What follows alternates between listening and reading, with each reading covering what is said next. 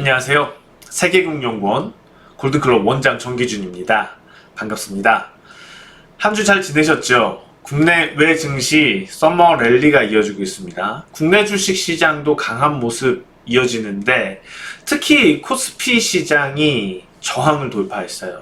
코스피 시장은 상대적으로 코스닥에 비해서 덜 오르고 있거나 아니면 못 오르고 있었는데 이번 주 들어서 삼성전자가 강한 흐름이었고 그것을 토대로 해서 저항권을 돌파해 나가는 긍정적인 흐름이었습니다. 이게 머물러 있다는 거, 시장이 머물러 있다는 거는 다소 리스크거든요.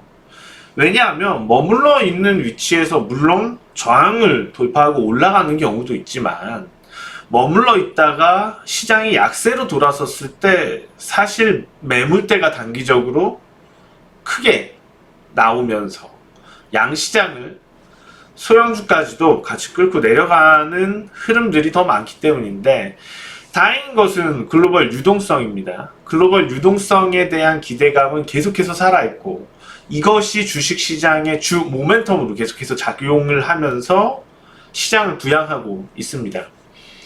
자, 국내 주식시장 코스피의 차트 흐름을 같이 보시면요.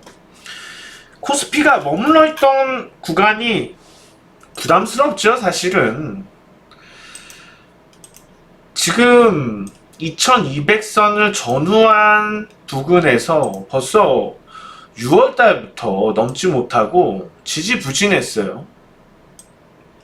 시가총액 비중이 높은 삼성전자가 계속해서 좀 추세를 만들지 못하고 추세 하단권에서 계속해서 좀 안 좋은 모습들, 지지부진한 모습들 시장 대비해서 그런 것들이 지수 저항대를 돌파시키지 못하는 좀 부담스러운 요인이었는데 어쨌거나 이 부분에서 우리는 시장의 랠리가 코스닥뿐만 아니고 우량주를 중심으로 해서도 이어질 수 있겠구나, 이 힌트를 얻을 수가 있겠죠.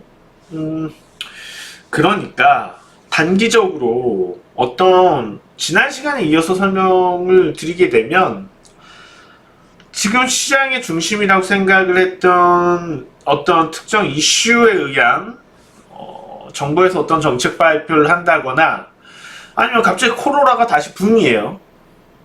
그걸로 인한 진단키트라든지 이런 종목들이 단기적으로 급등하는 그런 장세, 막 그렇게 기업 가치가 현재로서 뛰어나지는 않지만 성장 가치라든지 아니면 이슈 빨에 의해서 단기 급등하는 종목으로만 시장이 유지되는 것은 아니고 이제는 기업 가치도 반영하면서 그것과 관련된 좀 큼지막한 가치 종목들도 움직일 수 있다, 이런 가능성을 열어둔 이번 주의 흐름이라고 저는 좀 평가를 하고 싶습니다.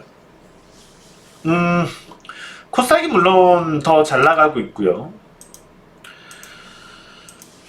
해외 증시를 보게 되면은 코스닥은 이미 뭐 저항대가 안 보일 정도로 많이 올라온 상태입니다. 나스닥도 마찬가지죠. 해외 주시장으로 좀 다시 눈을 돌려서 볼 텐데요.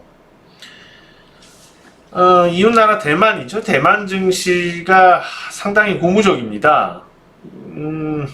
어떻게 보면 부러운데 산업 구조가 한국과 많이 닮아서 대만 증시에 대해서는 글로벌 투자자들의 많은 비교 대상이 되죠.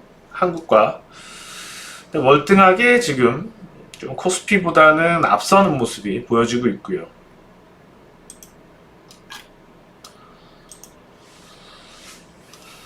나스닥하고 어떻게 보면은 좀 각권하고 한 몸이다 싶을 정도로 흐름이 이어지고 어떻게 보면은 기술주 중심의 비중에 대해서 좀 잘 드러나고 있고 나스닥이 그것을 기반으로 해서 랠리가 펼쳐지고 있기 때문에 각권도 역시 붐이 이룬 모습이고 국내 코스닥도 마찬가지고요.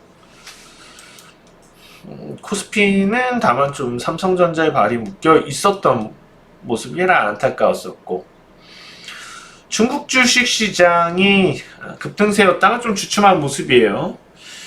약간 나스닥이나 다른 흐름하고 좀 반대적인 움직임으로도 보여지고 있고, 그렇지만 결과적으로 급등 추세의 흐름, 중국 주식 시장의 급등 추세 흐름은 좀 유지가 될 가능성이 높다고 판단이 됩니다.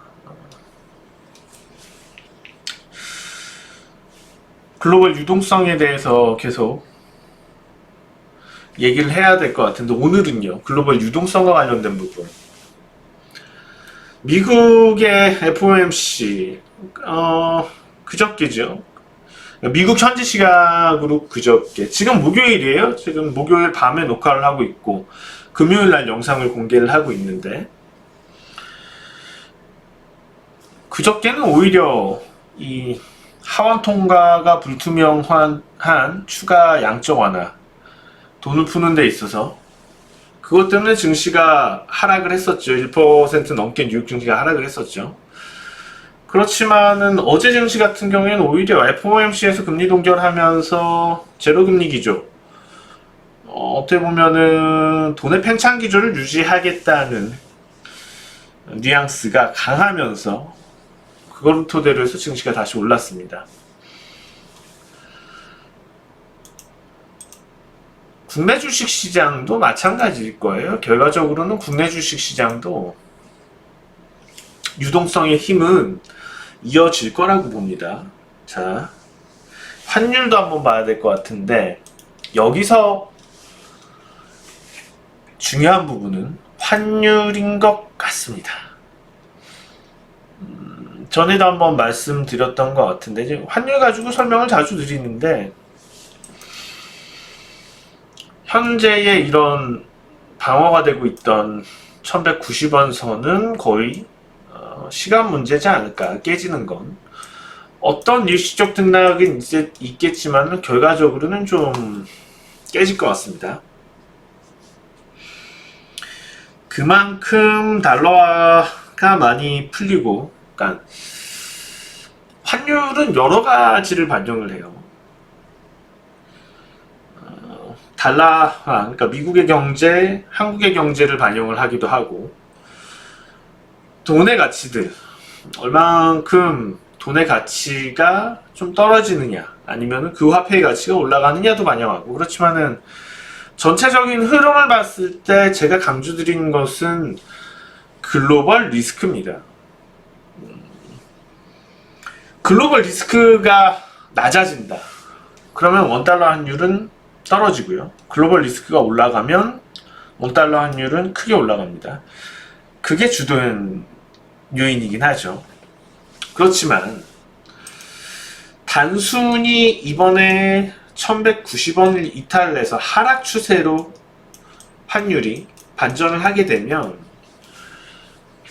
그것 외에 단순하게 우리가 환율을 가지고 지금까지 제가 투자 전략에서 판단을 내려드렸던 글로벌 리스크, 종합적인 글로벌 리스크를 뛰어넘어서 다른 부분들의 이슈들이 발생할 겁니다. 산업과 관련해서도 이슈가 있겠죠. 수출 관련주들이 일시적으로 흔들릴 수도 있어요. 일시적으로. 우리 산업은 수출에 중점을 두고 있죠. 산업의 70% 정도가 수출인데, 그러면 실질적으로 마진 감소가 나타날 수도 있죠. 물론 이제 다른 금융 쪽인 방법으로 환 해칭을 통해서 좀 방어를 하겠지만 일부분에선 영향이 있을 수도 있습니다. 가격 경쟁력에서 좀 불리할 수도 있을 수도 있고, 물론 더하고 빼고 해보면 전체적으로는 미미합니다만 주식시장에서는 단기적으로 그걸 반영할 수 있고, 반대로 일시적으로는 환율 관련주가 원달러 환율 하락 관련주가 또 강세를 보일 수도 있어요. 그것도 좀 챙겨봐야 될 것 같고, 그런데 제가 얘기하고 싶은 것은 인플레이션이에요.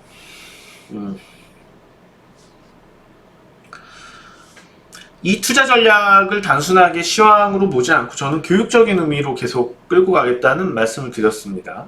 그렇기 때문에 단순히 끝에 나오는 추천주를만 기대하고 보실 건 아니라고 보고 있고요.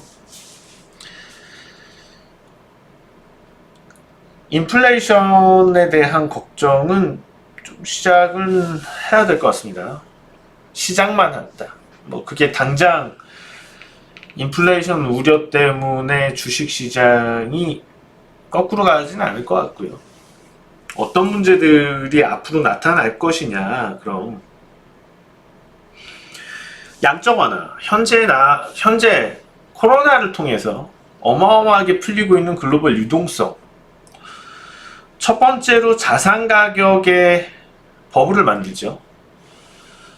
현재 나타나고 있는 글로벌 주식 시장의 강세도 역시 그런 움직임입니다. 특히 나스닥을 비롯해서 성장주들, 이슈 종목들, 코스닥 시장 이런 부분에 돈이 몰리고 있다는 것은 단기성 투기 자금을 엿볼 수가 있죠. 단기성 투기 자금이 자산 가격의 버블을 만든다. 자산 가격을 움직인다. 이게 잘못된 건 아니죠. 자연스러운 흐름이죠. 주식시장으로 보자고요. 우리가 흔히 얘기하는 유동성 장세. 지금은 그 유동성 장세의 중심에 있고 이 유동성 장세는 반드시 더 이어질 거예요. 그런데 문제는 유동성 장세의 결말은 항상 유동성 장세, 실적 장세. 어떤 시장에서는 유동성 장세가 길고 실적 장세는 짧고 어떤 시장에서는 유동성 장세는 짧고 실적 장세가 길고 결과적으로 근데 실적 장세라고 하더라도 유동성이 없으면 끌고 가기는 어렵죠. 베이스는 유동성은 분명히 깔려 있어야 되는 거고 제가 얘기 드리고 싶은 거는 껍데기가 있는 속 알맹이가 있는 장세냐 껍데기만 있는 장세냐 유동성만으로 움직이는 장세 껍데기만 있는 장세는 나중에 폐해가 커요. 폭락흐름으로 이어져 버리죠. 반대로 알맹이가 있다. 그러니까 유동성 장세에서 유동성으로 인한 실적 장세가 발생이 된다. 소프트 랜딩하기 좋죠. 그런 시장들은 빠져나오기도 좋고 조정을 보이다가도 다시 랠리로 돌아서고 반대로 껍데기밖에 없는 유동성 장세에서는 이후에 지지가 없어요. 미미한 지지. 많은 투자자들, 특히 개미 투자자들이 상당히 털리죠. 크게 털리죠. 마무리 단계에서. 한국은 늘 자주 경험을 하고 있는 근대화 들어서. 자, 이번에도 우려는 높습니다. 특히 우리나라도 마찬가지일 거고. 어쨌거나 유동성 장세로 인해서 분명히 시장은 더 부양이 될 것 같아요. 근데 마지막에 가서 알맹이가 없다면 실적이 뒷받침이 안 된다면 이후에 자 인플레이션이라는 건 돈에 물 먹이는 거죠. 돈을 물에 불리는 거야. 돈을 물에 불리는 거. 돈의 가치는 계속 희석이 돼요. 그러면 유동성 장세에 의해서 투기적으로 주가는 오를지 모르지만 그리고 수치적으로 기업들의 실적이 늘지는 모르지만 근데 현재의 그 인플레이션, 물가 수준을 맞춰서 수치가 올라가느냐? 인플레이션이 지속되다 보면은 조달하는 데 드는 비용, 원재료를 조달하는 데 비용들 얼마 안 있으면 유가도 급등할 가능성은 분명히 존재를 하고요. 그러면 실제로 기업 실적, 매출이 증대하더라도 일시적으로 지금의 상황들이 종료가 되면 마진이 급격하게 줄 수 있다. 그러니까 기업이 관리가 잘 안 된다면 기업들이 흑자 내기 어려운 구조가 돼버리는, 그러니까 시중에 돈도 많고 기업들도 매출도 잘 나오지만 실제로 기업 영업활동이나 생산활동을 하는 데 있어서 순이익이 늘어나는 효과가 미미해진다. 그러니까 무서운 거죠, 사실상. 그런 부분이. 인플레이션이 발생된다 보면 더 이상 유동성은 당연히 늘리지 못할 겁니다. 일부 국가들, 특히 미국에서 한국이 경제 상황이 좋아지지 않은 상태에서 일부 유동성을 많이 푼 미국 같은 나라들의 경제 상황이 만약에 코로나19의 영향이 없이 빨리 회복이 돼서 정상 궤도로 찾았다. 그러면 지금 이제 FOMC에서 오히려 저는 그렇게 생각해요. 현재의 기조를 유지하지 않을 이유가 없다라고 얘기하는 것 자체가 어떤 상황에서는 언제든지 현재의 기조는 깨진다는 얘기로 저는 들립니다. 미국에서 만약에 급격하게 금리를 올리게 되는 상황이라면 우리도 따라서 금리를 안 올릴 수가 없단 말이죠. 저금리 기준 유지를 못한단 말이죠. 실제로 국내 주식시장은 그 환경이 되면 급락할 수 있어요. 물론 그거는 당장 내년도 아니고 올해는 더더욱 아니고 내후년에 할 걱정이긴 합니다만 어쨌거나 그런 부분들을 토대로 주식 투자에 참여하는 것이 맞겠다. 마냥 장기 투자는 아니라는 거죠. 근데 반대로 이 유동성 부양이 돈이 쓸모 있는 대로 흘러가요. 만약에 한국 정부에서 지금 계획하고 있는 뉴딜, 현대판 뉴딜 이런 부분들로 잘 만들어져요. 그러면서 실제로 기업들 성장에 어떤 큰 발판들이 된다? 그러면 얘기는 확실히 달라지죠. 국내 주식시장 코스피는 5천도 얘기를 할 수가 있겠죠. 분명히 이게 우리 현재 잘 벌 수 있는 기업들에도 도움이 돼야 될 겁니다. 뉴딜 정책은요. 이 뉴딜 정책 자체가 눈먼 돈이 되지 않길 바래요. 정부에서 그동안 지원했던 많은 사업들의 눈먼 돈들이 많고 실효성이 없고 효율성이 떨어진 경우들이 원체 많기 때문에 어떤 정부든 뉴딜 안 했던 정부가 없던 것 같은데요. 이번에 좀 잘 되면은 정말 이거는 수십 년을 우리가 먹거리로 살 수 있고 여러 가지 좋은 조건에서의 기회입니다.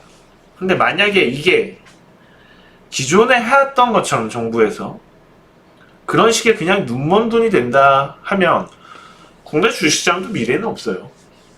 이건 반드시 잘 봐야지 될 거고요. 반드시 이 유동성이 산업의 부양으로 이어질 수 있는지를 올 하반기 그리고 내년에 분명히 보고 주식 투자를 유지할지 결정을 해야지 된다는 겁니다. 당장은 유동성 장세를 즐기시기 바랍니다. 지금 말씀드렸던 걱정들은 내년까지는 안 해도 됩니다. 자, 추천주입니다. 아까 잠깐 스치듯 지나가긴 했는데요. 추천주는 풍산입니다. 원달러 환율 원달러 환율 하락 수혜주입니다. 풍산. 사실상 소재주들 많이 부각이 못 되고 있었죠. 왜냐하면 성장형 종목들이 그동안 올랐었으니까. 그렇지만 바닥도 낮고 지금 분명히 좀 에너지를 응축하는 것 같습니다. 저는 풍산과 같은 이런 유형의 종목들의 지금은 이제 포트폴리오를 옮겨서 묵혀둘 시기가 되지 않았나 판단이 됩니다. 좀 더 건강한 방향으로 나아간다면은 뭐 올해 남은 3, 4분기 좀 좋은 수익 나지 않을까 판단이 됩니다. 자, 다음 주에 다시 찾아뵙겠습니다. 골든클럽